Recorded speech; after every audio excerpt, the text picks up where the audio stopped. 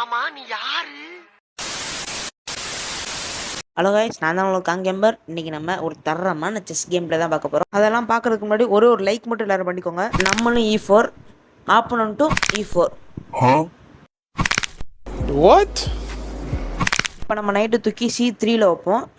செஸ்ஸில் நீங்கள் முதல்ல சென்டர் பொசிஷனை கேட்சப் பண்ண பாருங்கள், அதுக்கப்புறம் பீஸை டெவலப் பண்ண பாருங்கள். இதை கவுண்டர் பண்ணுற விதமாக என்ன செய்யலாம்? இல்லையா, பானை A3ல வைப்போம், கரெக்டாக இருக்கும். ரெண்டு பேருக்குமே ஒவ்வொரு பீஸ் டவுன்ல இருக்கு. பிஷப்பை தூக்கி G5ல வைக்கலாம். இது ஒரு நல்ல மூவ். அதுக்கப்புறம் நானும் மூவ் வச்சேன், அவரும் மூவ் வச்சாரு. சலிக்காம ரெண்டு பேரும் வச்சுக்கிட்டே இருந்தோம். எந்த பொசிஷன் வச்சு